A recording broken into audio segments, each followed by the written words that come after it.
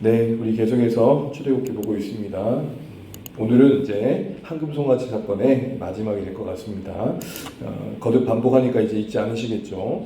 31장까지, 25장에서 31장까지 성막을 어떻게 지어야 될지를 계속 말씀하시다가 거의 끝무렵에 이스라엘 백성이 기다려 지쳐가지고 아론을 겁박해가지고 송아지를 만들죠. 송아지를 만들었던 게 문제가 아니라 송아지를 하나님으로 불렀던 게 문제입니다. 그래서 심각한 죄를 짓고 있는 것을 하나님께서 말씀해 주죠, 모세에게. 그리고 난 뒤에 이루어진 일들이 32장도 펼쳐집니다. 근데 32장, 33장, 34장은 크게 세 부분으로 이루어져 있습니다. 먼저 32장은 잘못한 죄에 대한 내용이 나오고, 33장은 그 현장을 애통히 여기는 모세의 중보가 나오고, 34장은 그 모세의 중보로 새롭게 언약을 맺는 것을 말합니다. 여러분, 우리가 옛 언약, 새 언약이라고 그러죠. 옛 약속, 새 약속.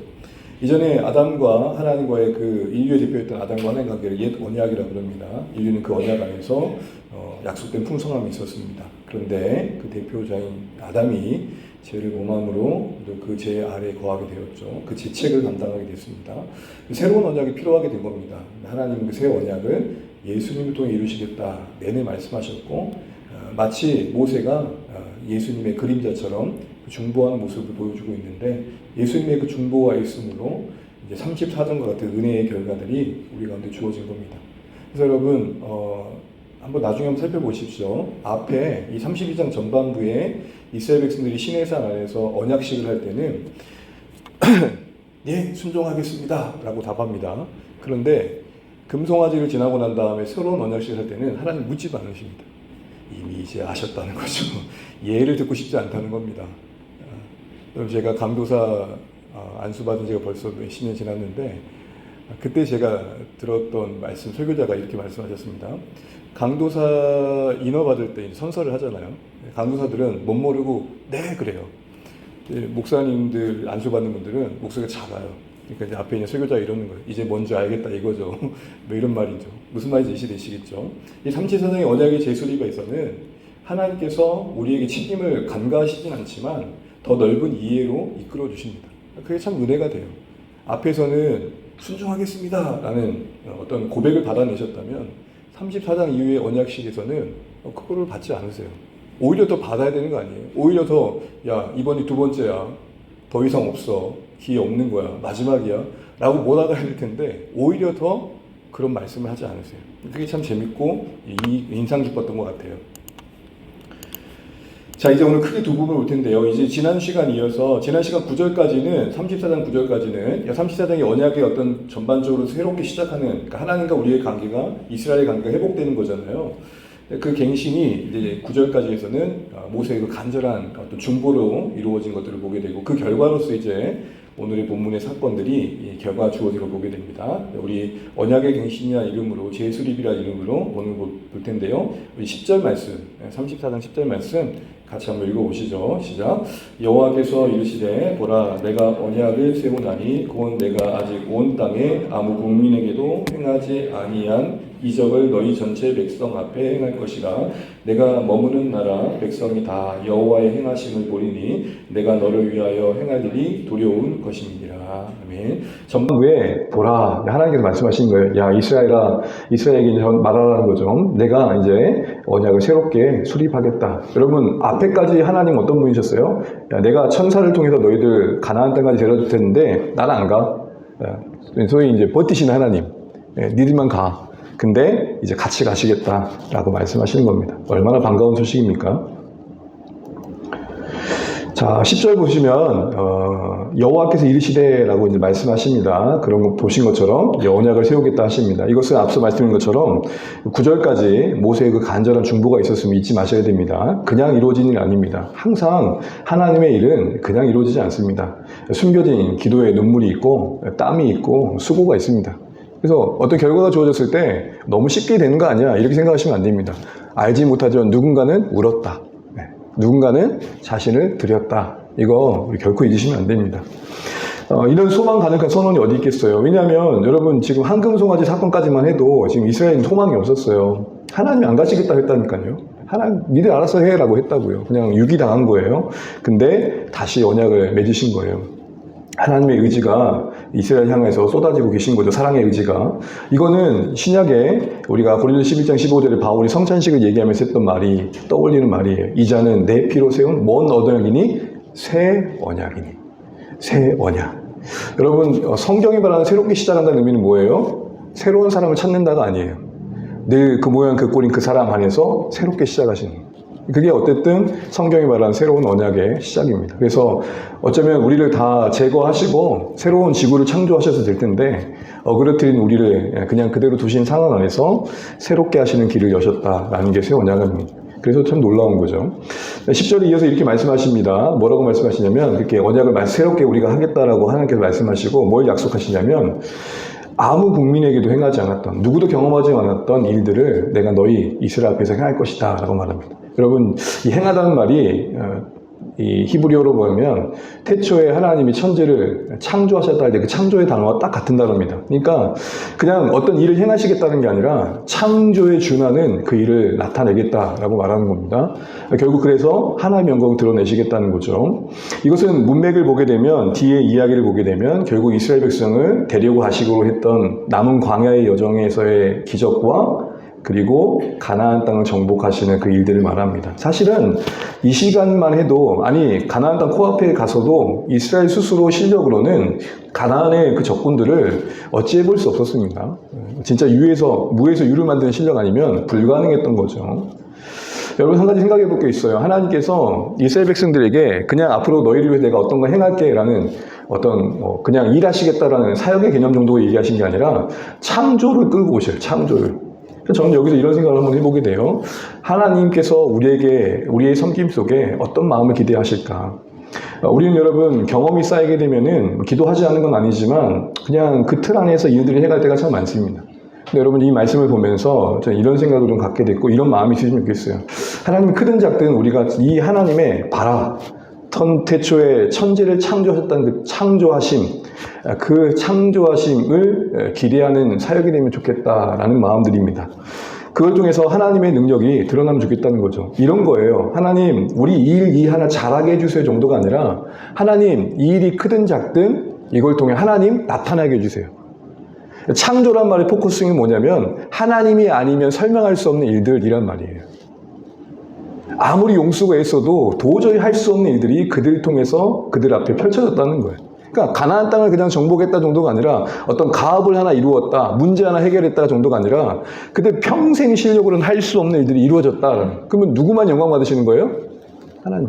여러분 우리 주안의 교회 사역에도 이런 설명할 수 없는 하나님이 하셨다고밖에 말할 수 없는 일들이 풍성하기를 간절히 소망해 봅니다. 어떤 일이 끝났어가 아니라 어떤 사역이 잘 마쳤어가 아니라 야 진짜 이거 바라다.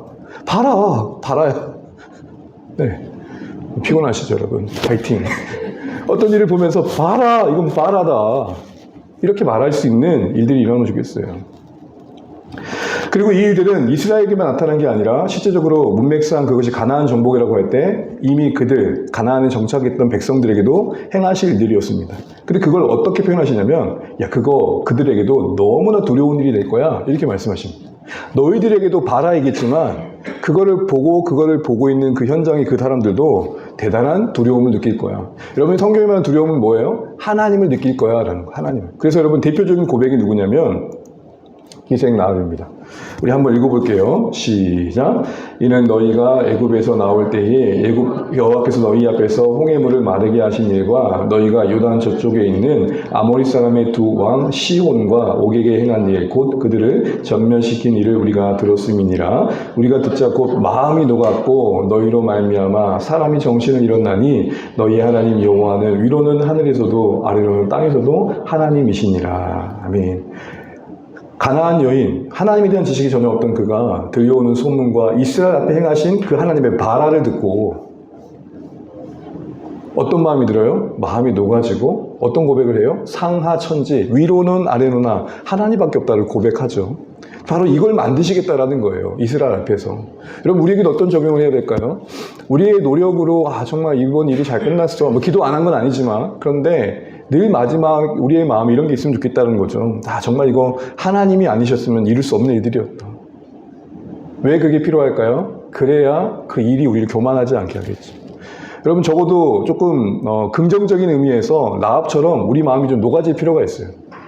교회 사역 조금 하는 사람들의 특징이 뭐예요? 마음이 굳어져 가요. 왜 나만 이래야 돼? 왜 나만 이렇게 해야 돼? 왜 그럴까요? 여러 이유들이 있을 수 있겠지만 하나님을 경험함이 없는 그 현장이 창조 현장이 아닌 거예요. 사역을 행하면서 그 사역의 현장이 창조예요. 저를 개인적으로 예를 들까요? 저 설교 사역 뭐 어떻게 보면 쉽지 않죠. 여러분 이 머리가 제한돼 있고 가슴도 제한돼 있는데 뭘 자꾸 만들어낸다는 게 쉽겠어요? 여러분 저를 좀 짠하게 봐주셔야 돼요. 어떤 면에서는 저 인간 얼마나 버틸까도 한번 생각해 보셔야 돼요. 그러니까 늘 언제나 공급이 필요해요. 사랑이 필요하고 은혜가 필요하다고요. 그런데 그래도 이어갈 수 있는 이유는 한 게 뭐냐면 설교 현장에 묵상 현장에 바라가 있어요. 바라. 제가 공부하고 묵상해서 알게 된 게 아니라 말씀을 찾다 보니 거기서 길을 잃을 때도 있지만 길을 찾아가는 중에 완성된 결과를 보고는 이렇게 고백하는 거예요. 하나님이 이 묵상을 이끄셨습니다. 여러분 한강 작가가 그런 고백을 하더라고요. 저에게 글은 진입을 하지만 때론 길을 잃는 현장이기도 하다고. 그 완성을 하는 과정 속에서 글이 완성되는 통해서 그 희락을 느낀다고. 그게 되게 공감이 됐어요. 사랑하는 주 안에 가족 여러분, 우리의 사역의 현장에 하나님을 경험함에 대한 기대가 있으시기를 간절히 소망해 봅니다. 우리 주 안의 교회가 아직 그렇게 큰 사역을 하는 건 아니지만 크든 작든 어떤 일이든 좀 하나님을 경험하고 싶은 마음 봐라. 이 하나님께서 약속하신 너희 앞에 내가 이 행하는 일을 봐라. 그것을 보게 되기를 기대하는 마음이 있으면 좋겠습니다. 그리고 나서 이제 이 언약의 선포식 이후에 이렇게 하시겠다는 이후에 이제 이스라엘에게 요구하신 두 가지 순종할 일을 말씀하십니다. 한번 따라해 주시죠. 삼가 지키라.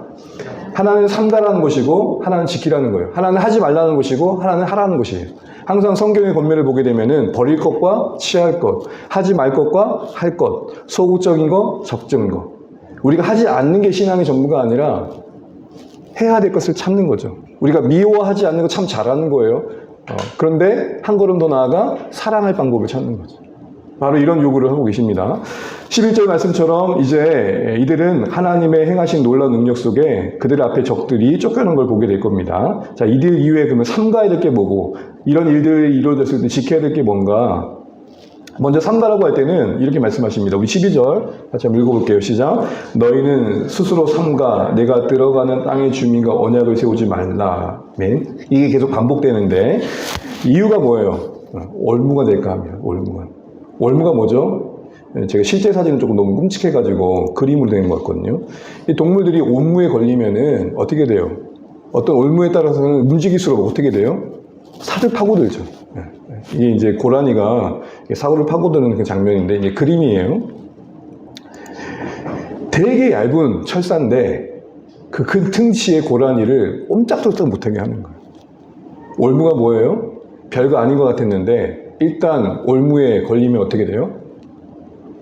오히려 그것 때문에 더 그게 없었으면 그걸 선택하지 않았으면 경험하지 않아도 되었을 고통들을 더 겪게 되는 거예요. 이들에겐 가나안 땅 주민과의 언약이라고 할 때 그것은 하나님께서 염려하시는 것처럼 제단과 그들의 주상과 그들의 아사라에 관심을 두지 않는 겁니다. 그들의 신에게 마음을 뺏기지 않는 거였어요. 왜요? 그게 그들을 올무가 되게 했기 때문이에요. 또한 이렇게 또 말씀하십니다. 다른 식에 절하지 말라. 그러면서 그 이유를 뭐라고 말씀하세요? 여호와는 어떤 하나님이시다? 어떤 하나님이시다? 질투의 하나님이시다. 여러분 질투라는 말이 히브리어로는 칸나인데 이게 이 단어가 사람에게 쓰지 않아요. 이 단어는 오직 하나님께만 써요. 그래서 인간적인 질투와 구별시키고 있어요. 보통 인간적인 질투는 뭐예요? 나를 중심으로 두고 사람들이 나 아닌 다른 사람에게 시선을 두거나 또 어느 누군가가 나보다 더 예쁘거나 나보다 더 멋지거나 더 많은 걸 가질 때 갖게 되는 상당히 인간적인 마음이죠. 저는 그런 면에서 누군가 나보다 잘생겼던 것에 질투를 저는 느끼지 않습니다. 왜요? 자족하니까. 그런 인간적인 부러움과 적개심이 아니고 하나님의 질투는 뭐냐? 전적으로 그 사랑의 대상에 위한 이타적인 질투심. 정말 그가 잘 되길 바라는 사실 하나 일도 없는. 우리는 보통 누군가를 위한다고 할 때 어느 정도 나도 거기에 숟가락 한 장 얹어요, 안 얹어요? 야, 니 잘 되라고 한 얘기지. 그러면서 마음속에 뭐가 돼요? 너도 잘 되면 나도 좋고. 근데 그런 마음 일도 없는 오직 그 타인을 향한 그 상대를 향한 사심 없는 이타적인 그런 질투심을 말하는 겁니다. 하나님께서 우리를 그의 백성이라고 부르실 때 가지시는 그 애잔함 나 너 결코 뺏기지 않을 거야 라는 붙드심, 열렬함. 그래서 누군가에게 한눈이라도 팔면 그게 그를 올무가 될 걸 알기 때문에 결코 관가하지 않으시는 격렬함. 이게 바로 지금 질투인 겁니다. 그래서 여러분 이런 감정을 바울이 이렇게 고백하면서 자신의 사역에 적용해요. 같이 한번 읽어볼게요. 시작. 내가 하나님의 열심 곧 경건한 질투로 너희를 위하여 뭘 내노니? 열심 곧 질투를 내라. 이때 이 질투, 이 열심도 바로 그런 의미입니다. 하나님이 우리를 뺏기지 않으시겠다는 그 뜨거운 열정, 나 그런 마음으로 너희를 섬기고 있고, 그 뒤에 보면은 우리가 여기 읽지는 않지만 그런 마음으로 예수님과 너희를 중매시키려고 애쓰고 있어. 예수님 안에서 너희를 되찾으시려는 하나님의 구원의 의지에 내가 동참해가지고 나도 너희들이 정말 예수 믿고 정말 하늘의 복을 받았으면 좋겠다는 마음으로 사역하고 있어. 그 얘기를 하고 있는 겁니다. 하나님의 질투에 전염된 거죠. 우리가 말하는 질투는 결국 나를 중심에 두고 사심이 있는 어떤 감정이라면 하나님 말씀의 질투는 그런 인간적인 소위 우리가 말하는 어떤 그런 부정적인 뉘앙스와는 거리가 멀다라는 것입니다.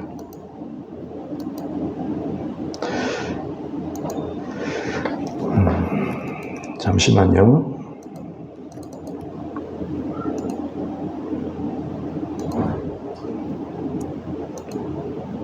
잠시만요, 여러분.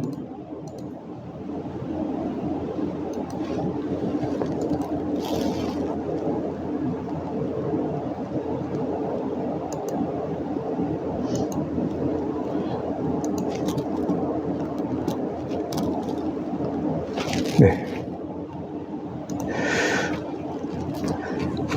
이어서 또 삼가라고 하시죠. 우리 15절 말씀 같이 한번 읽어보겠습니다. 시작. 너는 삼가 그 땅의 주민과 언약을 세우지 말지니라. 아까 12절과 같이 반복되고 있죠. 그러면서 이제 또 뭘 언급해요?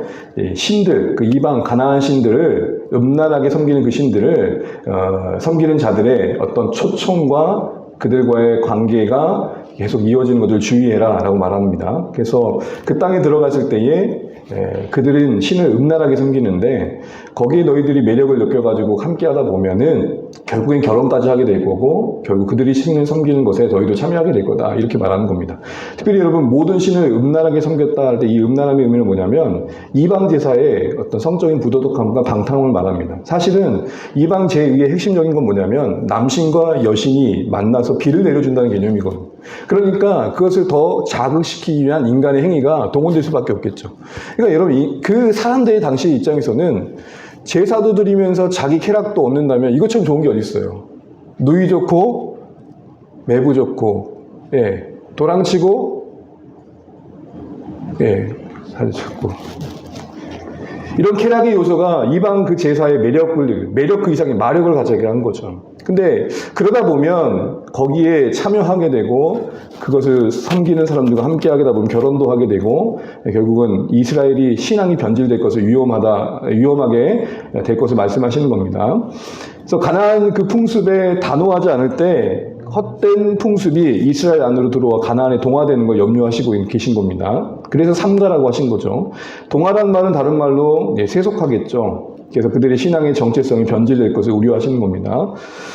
여기서 우리가 교회와 세상의 관계를 다시 한번 생각해 보게 돼요. 우리는 이 땅에 섬유하면서 세상을 떠날 수는 없겠죠. 그래서 구별되되 구분되어서는 안 됩니다. 구분이라는 거 아예 격리되는 겁니다. 구별은 돼야겠지만 격리되면 안 됩니다. 또 적응은 해야겠지만 세상에 동화되는 것도 주의해야겠죠. 그 어떤 긴장감이 분명히 있다는 겁니다. 또한 마지막으로 이렇게 말씀하십니다. 신상을 보고 만들지 마. 여러분 우리가 보통 노파심에 어떤 이야기를 쭉 한 다음에 한마디 더 한다면 그 마디는 어떤 말이에요? 최근에 일어났던 어떤 일과 관련되겠죠. 1부터 5까지 말한 다음에 내가 진짜 이거 하나 더 말할게 하고 난 다음에 더 말한다면 그 상대방이 꼭 한 번은 더 들어야 될 이야기겠죠. 그게 뭐였어요 지금? 신상부호 만들지 말라. 왜 하나님은 이야기를 하실까요? 지금 언제 이후에 언약의 재수립이죠? 황금, 송아지. 최근에 얼마 전에 지금 황금 송아지 사건 때 있었으니까 정말 다시 말하는데 너희 이것만은 너희 조심해야 돼. 이렇게 말씀하시는 분위기예요. 자, 지키라고 이제 하십니다. 아까 삼가라고 했죠. 지키라. 근데 뭘 지키라고 하시죠? 무교절, 안식일, 초실절, 수장절 이렇게 지키라고 합니다. 3대 절기, 무교절, 또는 말로 유월절, 또 초실절, 뭐 맥주절이라고 하죠. 수장절, 또 장막절. 이 3대 절기는 이스라엘의 아주 중요한 절기입니다. 그런데 보시면 그 3대 절기 사이에 뭐가 들어가 있어요? 안식이 들어가 있죠. 연약의 재수립에 있어서 특별히 지켜야 될 것에 있어서 이것이 가장 중요하다라는 것들을 말씀하고 계시는 겁니다. 이것은 사실은 앞에 출애굽기 23장에서 한번 다뤘기 때문에 가볍게 쭉 한번 스킵해 갈게요. 네가 내게 명령한 대로라는 말이 23장에 한번 말씀하셨으면 상기시켜 주는 겁니다. 그 절기에 2일 동안 무교병 없는 누룩 없는 빵은 고통을 상징하죠. 누룩이 없으면 맛이 없거든요. 원래 보통 빵이라는 게 그 안에 뭐가 좀 들어가야, 좀 약간 부풀리는 게 들어가야, 좀 효소 같은 게 들어가야 맛있잖아요. 효모 같은 게. 근데 이는 내가 아비올의 애굽에서 나왔습니다. 그러니까 이 무교절과 유월절은 출애굽과 관련되어 있죠. 그럼 그 과정 속에 마지막 재앙이 뭐였죠? 장자의 죽음이죠. 그래서 애굽의 장자들은 다 죽었지만 누구는 살았어요? 이스라엘의 장자, 첫 태생은 다 살았어요. 그래서 여러분 유월절과 항상 같이 지키라고 말씀하신 게 뭐냐면은 처음 것을 드리는 거, 첫 태생을 드리는 거라고 말합니다. 내 가족의 모든 처음 난 것을 드리는데 그와 관련된 몇 가지 규정을 또 말하는데요. 특별히 나귀 같은 경우에는 대속하라고 합니다. 왜 그랬을까요? 나귀가 흔하지도 않았고 또 되게 중요한 짐승이기도 했습니다. 이동수단으로. 그러니까 그걸 죽여버리면 쓸 수 없잖아요. 그래서 그것에 준하는 값을 내야 됐어요. 그래야 대속의 의미가 됐습니다. 그런데 다른 의미에서는 나귀가 정결규례상 발톱이 갈라지지도 않고 되새김질도 하지 않았기 때문에 부정한 짐승이었어요. 그러니까 제사에 부정한 거 드릴 수 없잖아요. 그래서 치환해가지고 돈을 드리든 다른 제사를 드릴 수 있는 다른 어린 양으로 대체했어야 됐던 거죠. 안 그럴 거면 아예 목을 꺾어버리라는 거였습니다. 그렇게 하진 않았겠죠, 거기다. 그래서 어쨌든 대속을 했습니다. 장자도 마찬가지예요. 뭐 제가 하준이를 낳는데 이걸 지킨다고 죽여버리면 안 되잖아요. 그래서 이 장자에 준하는 어떤 돈이나 양이나 소를 드리게 했던 거죠. 근데 민수기에 보게 되면은 태어난 이후, 한 달 이후에 5세계를 바치도록 되어 있습니다. 대속인 거죠. 이 대속의 원리는 뭡니까? 생명이 생명을 대신한다. 성경은 이미 이런 대속의 원리가 곳곳에 숨겨져 있습니다. 그런데 여러분 한 가지 주목할 것은 여러분 이런 설교 많이 들을 거예요. 하나님이 나올 때 먼 손으로 나오지 말라고요? 빈손으로 나오지 말라고. 빈손으로. 근데 여러분 그 말만 보면 빈손이 문제예요. 그런데 여기서의 빈손의 의미는 뭐예요? 대속할 것이 없는 상황인 거예요. 완전 다른 거예요. 너 얼마 있니? 얼마 가져가니? 이 개념이 아니고 빈손이라는 것의 오늘 맥락상 어떤 의미예요? 자신을 대신할 수 있는 대속물이 없냐는 거예요. 근데 여러분 우리가 신약시대의 대속물은 뭐예요? 예수 그리스도. 그래서 여러분 누군가 이렇게 설교한다 들어보세요. 빈손으로 오지 말라고 했습니다. 그럼 여러분 속으로 그렇게 얘기하면 돼요. 저 예수 안에 있어요. 이미 충분한 값을 지불하신 대속자이신 예수님 안에 내가 있어요. 회개하면 1,000,000원 내야 됩니다. 이런 사람 얘기 들으면 진짜 막 열불나가지고 그러지 마세요, 여러분. 이것만 가지고 빈손으로 왔다고. 여러분 분명 우리는 하나님께 헌신을 고백해야 되는데 여기서의 빈손은 뭐에 대체하라고요? 대속물이 있냐? 없냐예요. 우리가 하나님 그 거룩하신 하나님 앞에 나아갈 때 죄 있는 모습으로 나갈 수 없고 충분히 하나님의 소유됨을 선언해야 되는데 그게 예수님 안에서 이루어졌다. 그건 기억해야 된다는 겁니다. 지키라고 할 때 이제 아까 말했던 것처럼 그 내용이 나옵니다. 아, 주님 이게 또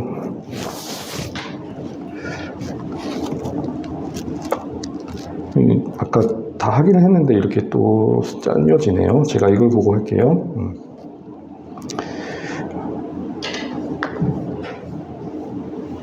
네, 두 번째 이제 지키라고 할 때 21절에 보게 되게 되면은 일곱째 날에 실한 안식일이 들어오게 되죠. 안식일. 이거는 좀 다시 봐야겠습니다. 죄송해요.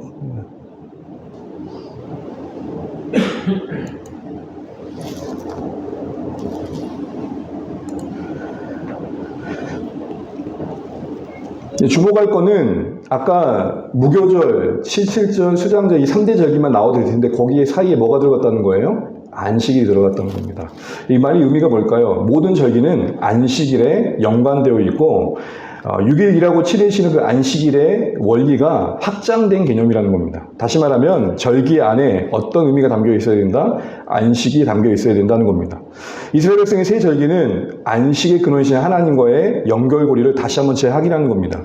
애굽에서 해방시켜 주신 하나님, 그 뒤에 첫 곡식을 선물로 주신 하나님, 한 해에 수확으로 풍성케 하신 하나님, 이런 은혜의 근원이신 하나님을 기억하게 하고 감사하는 겁니다.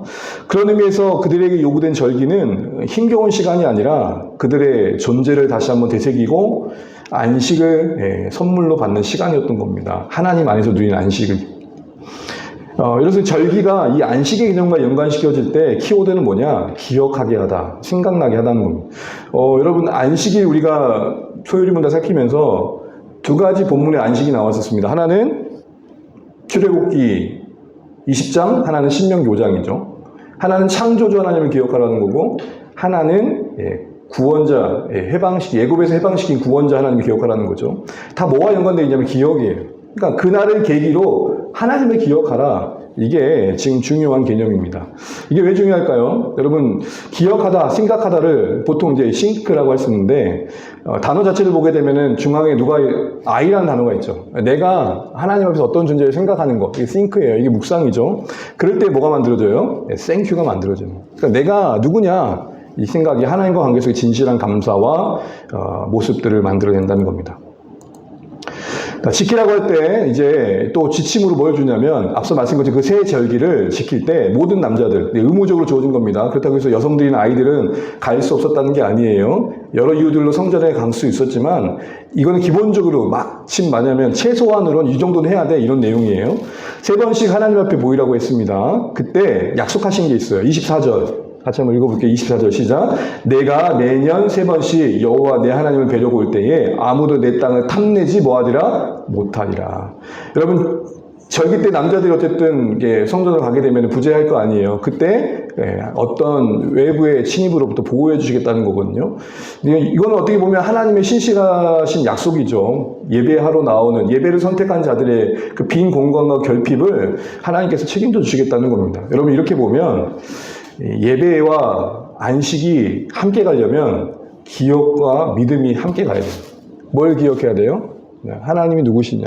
나를 위해서 나에게 하나님 어떤 분이셨느냐? 그리고 지금 내가 예배를 선택할 때 돈을 좀 못 벌 수 있고, 내가 지금 예배를 선택할 때 어떤 불이익을 당할 수 있는 상황 속에서 뭘 신뢰해요? 하나님이 나를 보호하신다. 이 기억과 믿음이 우리의 예배를 안식을 누리는 선물과 같은 축제로 만드는 중요한 요소라는 것을 여기서 배우게 됩니다.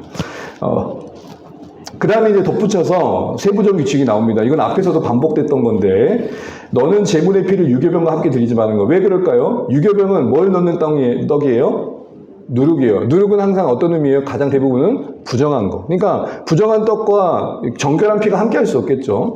또한 유월절 제물과 관련해서 앞서 이제 유월절 지킬 때 이제 뒤에 이제 세부적 규칙을 다시 한번 얘기하는 겁니다. 너희들 아까 유월절 지키라고 했는데 이거 하나 꼭 기억해. 아침까지 결코 그 양 고기 두지 마. 왜 그리 말할까요?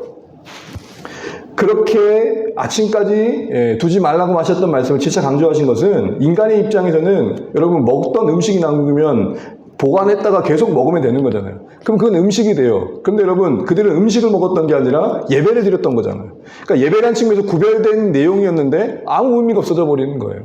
그래서 구별이라는 측면에서 하나님께서 시간을 정하신 거죠.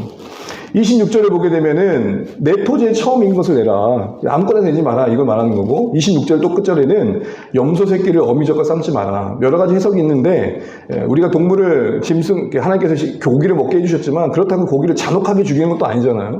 그러니까 어떤 인도적인 측면도 있고, 또 하나는 저는 이게 조금 더 가까울 것 같은데, 당시에는 어미젖에 염소 새끼를 끓여가지고 그 물로 옥토에다 뿌리면은 비를 주신다는 그런 어떤 제의가 있었던 거예요. 그러니까 이거 다 어떤 간섭이에요? 이방인들이 했던 거잖아요. 그렇게 하지 말라는 겁니다. 여러분 놓치지 말 거는 이 내용을 다 볼 수는 없지만 이거 하나는 기억하시면 좋겠습니다. 왜 모든 지켜야 할 것들을 다 말씀하신 다음에 이걸 덧붙였을까? 이런 디테일한 걸 또 말씀하셨을까 할 때 성물이 더럽혀지거나 소홀히 여겨지게 것들은 방치하기 세부 지침을 주신 거라는 측면을 보게 된다면 우리가 정말 디테일해야겠다 생각을 해보게 됩니다. 왜냐하면 하나님은 은혜의 하나님입니다. 그러나 여러분 우리가 경건에 있어서 조금 더 하나님 앞에 진중함이 필요하다는 것을 잊으시면 안 됩니다. 예배 가운데 하나님의 은혜가 있지만 그래도 우리가 너무 가벼워지면 안 된다는 것. 그렇다고 지나치고 엄격한 율법주의도 아니겠죠. 그러나 분명 진품과 가품의 디테일이 결정적인 요소라면 우리가 예배로 나올 때 자유하지만 내 마음의 중심에는 그래도 하나님을 바라보는 진중함이 있는 거. 사실 이런 자유와 진중함이 이런 세부 지침의 영역이 아닐까 싶어요. 예배 왔으면 됐지 뭘 더 이상 바래 이렇게 말하지 마시라고요. 하나님 앞에 예배 드렸으면 됐지 뭘 그렇게 기대하세요 이렇게 말하지 마. 왜 세부 지침이 있겠어요. 이왕이면 좀 더 그 시간에 하나님께서 기뻐하시는 요소를 만들어내라는 거 아니겠어요.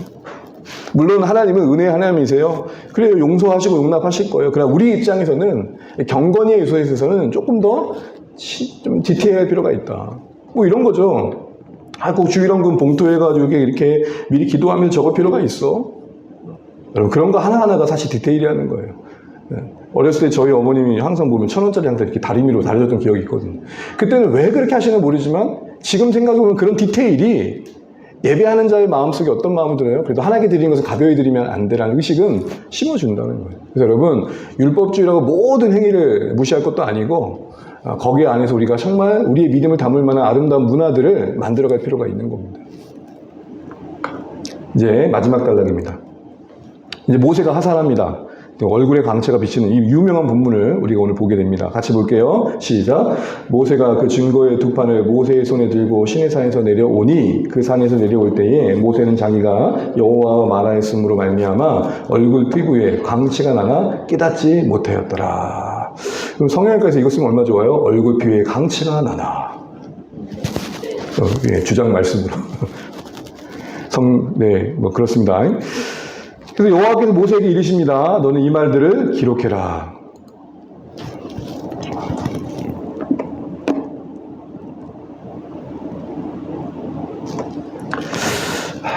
주님. 진짜 오늘 왜 이럴까요, 우리가?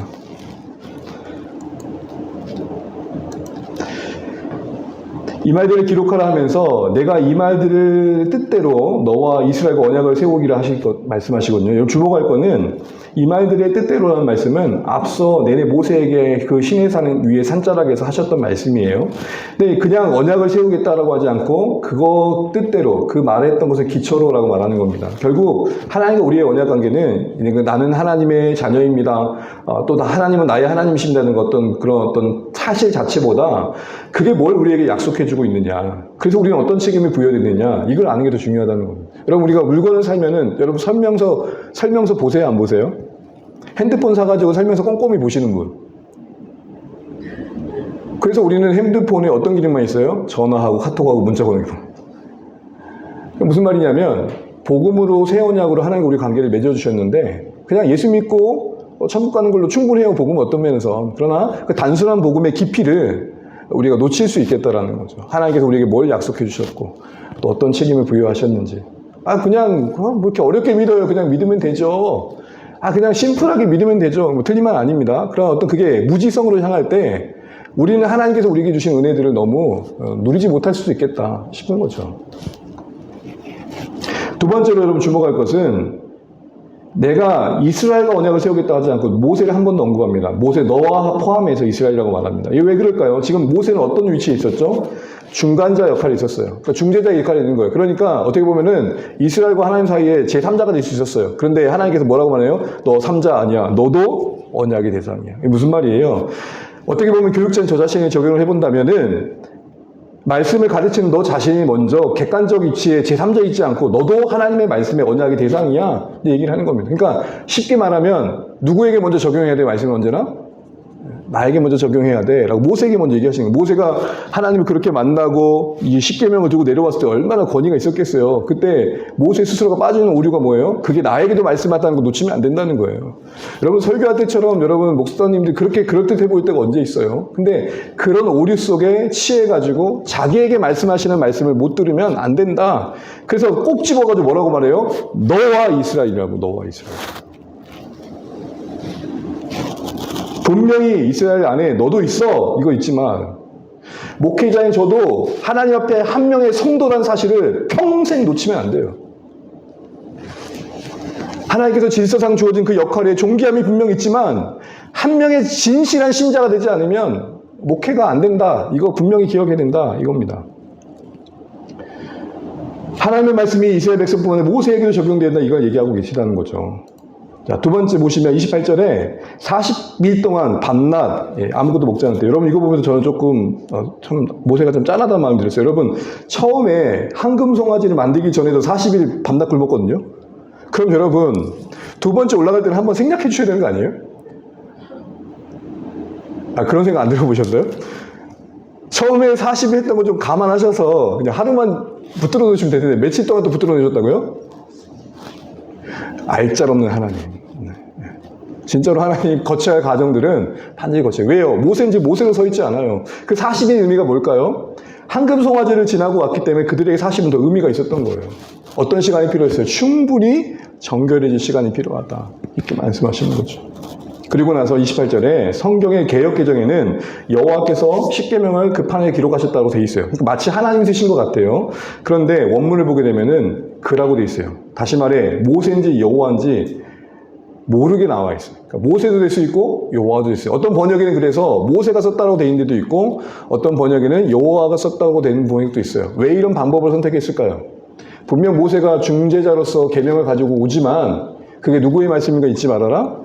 하나님이 주셨다는 거 잊지 말아라. 이런 하나의 기법이 여기에 있다는 걸 참고하시면 되겠습니다. 왜냐하면 이게 헷갈릴 수 있거든요. 어떤 공과 문제를 내는데 목사님 어느 본문에는 모세가 썼다 그러고 어느 본문에 여호와가 썼다 그러면 정답이 뭐예요? 라고 물어볼 때 여러분 우리 어떻게 얘기해야 되겠냐는 거죠. 이게 다 그라는 대명사로 받고 있기 때문에 모세도 맞고 여호와도 맞다.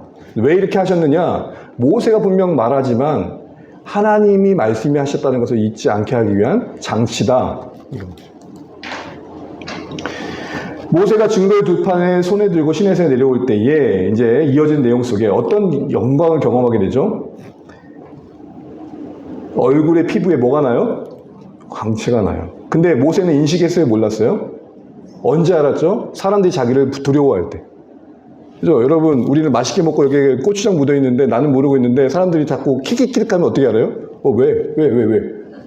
그때 알게 되는 거잖아. 영광에 둘러싸이는 모세는 장적 자신이 영광이 있는지 몰랐던 거예요. 빛나는 건지 몰랐던 거예요.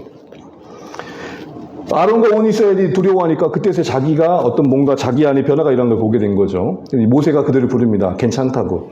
왜요? 그건 자신의 영광의 하나님을 만난 흔적일 뿐이기 때문입니다. 그걸로 그들이 죽을 일이 없었거든요. 아론과 회중의 어른들이 모세에게로 옵니다. 듣죠. 이게 중요한 거예요. 말씀을 다 한 다음에 모세가 했던 행동, 그리고 나서 그 빛나는 얼굴을 그대로 둔 게 아니라 뭘로 덮었어요? 수건으로 덮었어요. 여러분, 빛난다고 할 때, 여러분, 보통 안목산대를 만들려면은 화장지 하나 덮는 정도 이렇게 덮어야 될까요? 그 빛이 새겠죠. 빛이 안 새게 하려면 어떻게 해야 돼요? 도포 수준 이상으로 뒤집어 써야 되는 거 아니에요? 그럼 여러분 지금 모세가 수건을 덮었다는 게 이 정도는 아니란 말이에요. 어떤 의미예요? 이렇게 해서 완전 덮었다라는 거예요. 그러면 불편할까요? 안 불편할까요? 어느 정도 불편했겠죠.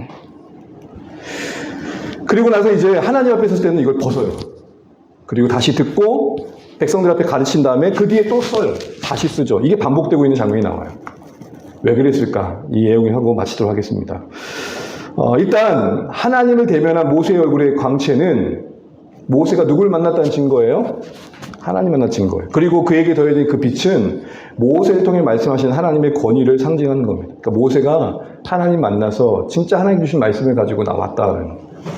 여기서 진짜 다시 한번 우리가 생각하는 것은 우리 존재와 삶이 그런 하나님을 만난 흔적이 있는 증거가 있고 또 우리가 예수님을 믿는 자로서 나누는 그 말씀이 더 권위 있으려면 우리 삶에 분명 빛이 비춰져야 된다. 이런 것도 생각해 보게 됩니다. 우리 알잖아요. 그 사람 말을 들을 때 그 정말 광채 가운데 있는 사람인지 아니면 암흑 가운데 있는 사람인지. 그럼 듣다 보면 어떤 말이 들어요? 아유, 당신은 잘하세요. 이런 생각을 하는 거죠. 우리 존재와 삶에 하나님을 만난 흔적을 증거해주고 전하는 복음의 권위를 더해진 빛된 모습을 간절히 이제 사모해 볼 필요가 있는 겁니다.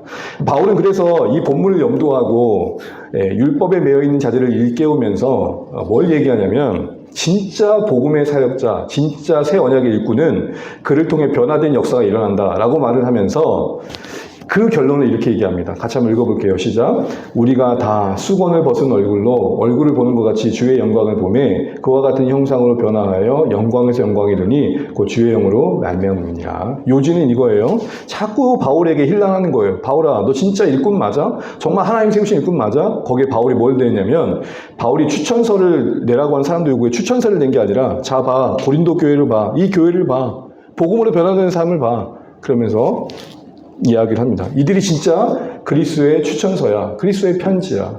거기서 나온 게 그리스도의 편지인 겁니다. 그러니까 복음의 진정성이 바울의 증언되는 복음을 통해 변화된 사람 통해 확인되었고 그 결론으로 뭘 얘기하냐면 이 새 언약 복음의 일꾼이 얼마나 영광스러운지를 말하면서 이런 일을 얘기합니다. 복음이 주의 성령 안에서 우리를 영광에서 영광에 이르게 한다. 영광에서 영광에 이르게 한다. 모세가 하나님을 만나서 경험했던 그 영광이 잠시 있다가 사라졌던 것이라면 그 영광은 우리 안에 새겨져서 간직되어 빛나는 거다. 비교가 되겠냐. 모세가 취했던 영광은 밤하늘의 달빛 정도라면 복음의 영광은 장렬한 태양이다. 그 얘기를 하고 있는 거예요. 그래서 성령이 우리에게 그 빛을 비춰서 우리가 정말 하나님과 함께한 인생으로 증언되도 도우신다. 이게 복음 안에 놀라운 약속이다. 그런데 여러분 전제가 있어요. 뭘 벗어야 돼요? 예? 수건을 벗어요. 그런 의미에서 오늘 모세가 수건 벗은 의미를 생각해 보게 돼요. 모세가 가리고 있던 수건을 언제 벗었죠? 누구 앞에 설 때는 벗었어요? 하나님 앞에 설 때는 벗었어요. 사람들 앞에서는 잠시라도 그 영광이 그들을 취하게 할까 봐 썼고 뭐 여러 목적으로 썼지만 일단은 하나님 앞에 설 때는 그걸 다 벗어냈어요. 왜요? 인정하는 거예요. 하나님의 발광체, 하나님의 영광의 발광체가 내게 비추지 않으면 저는 비출 수 없습니다. 또 하나는 아무리 겹겹이 수건을 쓴다 한들 하나님 앞에서 제가 뭘 감추겠어요. 여러분 아니 그런 것 같은데 많은 신자들이 하나님 앞에서 자신을 못 드러냅니다. 아프면 아프다고, 슬프면 슬프다고, 힘들면 힘들다고, 넘어졌으면 넘어졌다고 얘기해야 되는데 자꾸 하나님 앞에서 뭔가 변명을 하고 있고 그럴 수밖에 없던 자신을 자꾸 논리를 펼치는 거예요. 한마디면 돼요. 하나님, 저 목이 뻣뻣한 인간입니다. 오늘도 하나님의 용서와 긍휼이 없으면 진짜 버틸 수가 없고 살아낼 수도 없고 면목도 없습니다. 하나님 저 아시잖아요. 도와주세요. 뭔가 수건을 벗고 하나님 앞에 서야 되는데 이건 뭐 이상하게 자꾸 뭔가 자기를 꾸미고 점잖아요. 하나님 앞에서도. 여러분 목욕탕에요. 옷 입고 온 사람 아무도 없어요.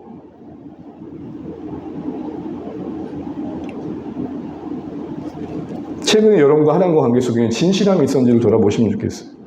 내 진짜 내면을 혹시 하나님 앞에서도 감추고 있지 않은지, 우리가 하나님 앞에 벗어야 영적 가면 혹시 있지 않은지, 분명 그게 내 잘못인데 여러저러 핑계들 속에 숨어들어 있지 않은지.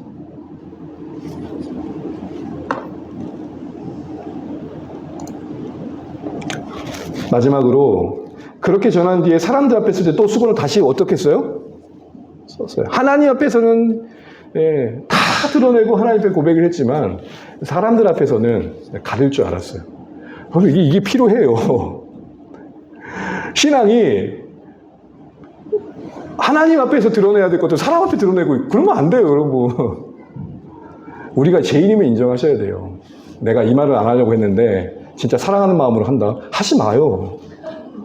그 말을 했을 때 그 사람이 그걸 사랑으로 받을 수 있다면 진짜 하시되 진짜 그런 경우 얼마나 있어요. 차라리 안 들었으면 더 나았을 때가 있어요, 없어요? 있어요. 그냥 그 사람이 변화되게 기다려주기를 바라시는 마음이 클 때가 더 있어요. 내가 뭔가를 바꿔보겠다고 말했던 것들이 되려 괜히 말했다. 그러잖아요. 사람들 앞에서 적당히 수건을 좀 쓸 줄 알아야 돼요. 근데 여러분 모세는 어떤 의미에서 수건이었냐는 거예요. 자꾸 이 광채를 이스라엘 백성이 보면 말씀을 듣지 않고 뭘 받겠어요? 예?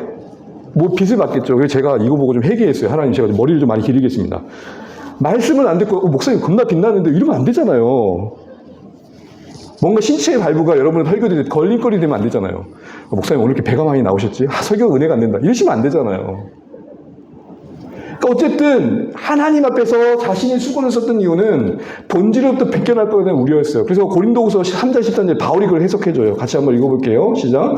우리는 모세가 이스라엘 자손들에게 장차 없어질 것에 결국 주목하지 못하게 하려고 수건을 그 얼굴에 쓴 것 같이 아니하노라. 무슨 말이에요? 그때 당시에 모세는 어쨌든 이게 이스라엘 백성이 주목되다가 이게 사라졌을 때 그 우려를 한 거예요. 결국은 더 본질에 집중할 수 있도록 쓴 거죠. 또 하나는 이런 해석이 가능해요. 마지막으로 말씀을 전하는데 사람들 앞에 수건을 다시 가렸던 이 모습에서 우리는 뭘 보냐면 모세의 두려움을 봐요. 일단 저는 이게 좀 더 묵상되는 게 오늘 본문의 맥락 안에서 보면은 모세가 강철을 빛났을 때 사람들의 반응은 뭐였어요? 두려워했어요. 믿음이 연약한 자일수록 그 빛 앞에 서기가 쉬웠을까 어려웠을까요? 자신의 죄에 고민하는 사람일수록 그 빛이 두려웠을까 안 두려웠을까요? 두려웠겠죠. 그래서 어떻게 해요? 혹시 그 빛에 노출되어서 하나님 앞에 한 걸음 더 내딜 수 있는 기회마저 없을 사람이 있을까봐 뭐 해요? 배려한 거예요.